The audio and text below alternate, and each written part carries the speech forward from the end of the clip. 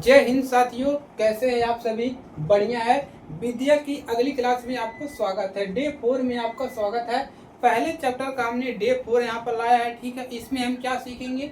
इसमें हम सीखेंगे पहला चैप्टर ही वास्तविक संख्या से। ठीक है, इसमें हम इस प्रकार के प्रश्न को सिद्ध करना सीखेंगे। ठीक है, पिछली क्लास में हमने बहुत सारे प्रश्न आपको करवा दिए हैं। रूट में ई वाला प्रश्न करवा दिए हैं, 5 प्लस का रूट 3 इस प्रकार के प्रश्न करवा दिए हैं, माइनस वाला भी करवा दिए हैं। ठीक है, यानी कि इन दोनों प्रकार के प्रश्न हमने यहाँ पर करवा दिया है और ये भी करवा दिया। अब की बार हम क्या करेंगे, अगर कोष्टक के बाहर कोई संख्या है तो उसको कैसे सिद्ध किया जाएगा इसके बारे में चर्चा किया जाएगा और ये प्रश्न 3 नंबर के आपके बनते हैं। तो चलिए क्लास को शुरू करते हैं बिना देरी के। आप लोग हमारे साथ बने रहिए। ठीक है, तो आपको करना क्या है, सिद्ध करना है कि यह एक अपरिमेय संख्या है। तो अपरिमेय संख्या कैसे सिद्ध करेंगे? सबसे पहला काम आपको ये करना है, इसको मान लेना है कि यह परिमेय संख्या, यही आपको पहला काम करना है हल में। ठीक है, तो यहाँ पर लिखोगे क्या, मानोगे कि 7 का रूट 5 एक क्या है, परिमेय संख्या है। परिमेय संख्या है, परिमेय संख्या है। जब हमने इसको परिमेय संख्या मान लिया तो इसको हम p बटा q के रूप में लिख सकते हैं। तो लिखेंगे इसलिए इसे p बटा q के रूप में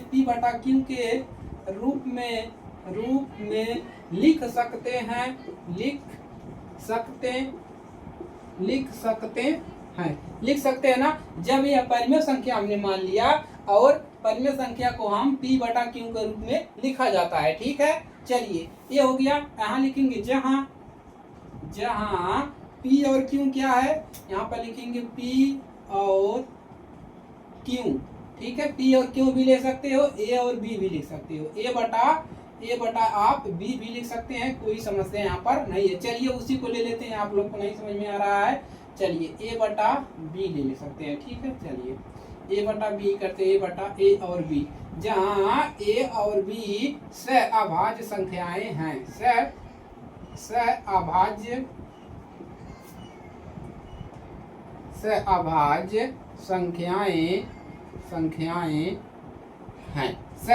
संख्याएं हैं और b का जो मान है वो 0 नहीं होना चाहिए, यानी नीचे 0 नहीं होना चाहिए, परिमेय संख्या का कंडीशन। अब आपको करना क्या होता है, इतना तो सभी प्रश्न में लिखा जाता है। ठीक है दोस्तों, अब यहाँ से क्या करेंगे, जो भी प्रश्न जैसे दिया है 7 रूट में 5, इसके बराबर कितना लिखना होता है, a बटा b। ये तो काम आपको करना पड़ेगा। ठीक है, इतना काम कर दिया। अब क्या करेंगे, अब देखिए यहाँ से आपको करना क्या होगा, यहाँ पर देख सकते हैं आप लोग। ठीक है, यहाँ से आपको क्या करना है, आगे बढ़ते हैं। चलिए आगे बढ़ते हैं। आगे देखिए क्या करना है, इतना हो गया a बटा b 7 रूट। अब इसको कैसे हल करेंगे, देखिए हमको 7 को इधर से हटाना है। क्या करना है, 7 को हटाना है तो क्या इसको हम या करके लिख सकते हैं इस प्रकार से, या इसको इसे लिखेंगे 5 रूट 5 बराबर a बटा b, और इसको इसे इंटू में लिख सकते हैं 1 बटा 7, ऐसे लिख सकते हैं 1 बटा 7 इंटू में। ठीक है, तो इतना काम कर दिया। अब चलिए, अब यहाँ पर क्या लिखना है, अब यहाँ पर क्या लिखेंगे, यहाँ क्या है, a बटा b और यहाँ पर एक साथ लीजिए कमा 1 बटा 7 क्या है, परिमेय संख्या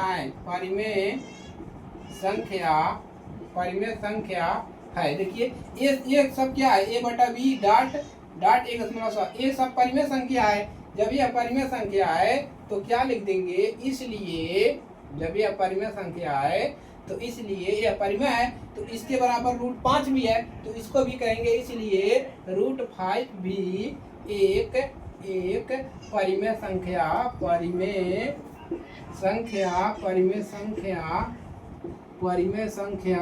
होगी। रूट 5 भी क्या होगा, एक परिमेय संख्या होगी।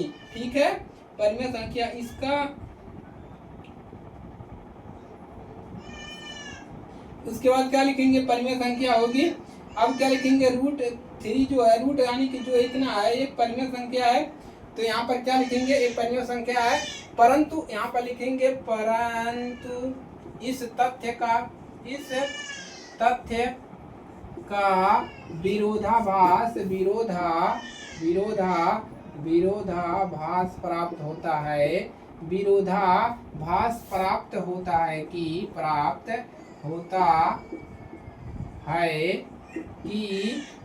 रूट 5 विरोधाभास प्राप्त होता है कि ये जो रूट 5 है, रूट 5 एक अपरिमेय संख्या है, एक अपरिमेय संख्या है। अतः यहाँ पर नीचे लिख दीजिए, अतः यह एक अपरिमेय संख्या है। इतः और क्या लिख देंगे, अपरिमेय संख्या है, या ऐसे लिख सकते हैं हमारी कल्पना गलत है। क्या लिख सकते हैं, हमारी कल्पना गलत है। ठीक है, इसमें लिखना ही है आपको। ठीक है, प्राप्त है, इसलिए यहाँ पर लिखेंगे, इसलिए लिख दीजिए हमारी कल्पना गलत है। हमारी कल्पना गलत है। गलत क्या लिखा रहा है जी, गलत है। अतः नीचे क्या लिख देंगे, अतः 7 रूट 5 एक क्या है, अपरिमेय संख्या है। अपरिमेय संख्या है। तो यहाँ पर आपका सिद्ध हो गया। तो इस प्रकार से आपको स्टेप बाय स्टेप लगाना है। इतना तो सबको सारा एक सभी प्रश्नों में यहाँ तक लिखाएगा, पूरा यहाँ लिखाना। इसके बाद आपको 2 लाइन इसमें चेंज करने हैं। चेंज करने के बाद इधर वाला भी आपको सभी प्रश्नों में ऐसे ही देखने को मिलेगा। केवल बीच में आपको थोड़ा सा चेंज करना है। अगर रूट के आगे कोई संख्या है तो इसको इधर पर छांतर कर देना है। केवल रूट वाला प्रश्न कैसे हल करना है उसको भी हमने बताया है। ठीक है, वर्ग करने पर हो गया। तो इस प्रकार से हल कर लीजिए और यह 3 नंबर का आपका प्रश्न पेपर में बनेगा।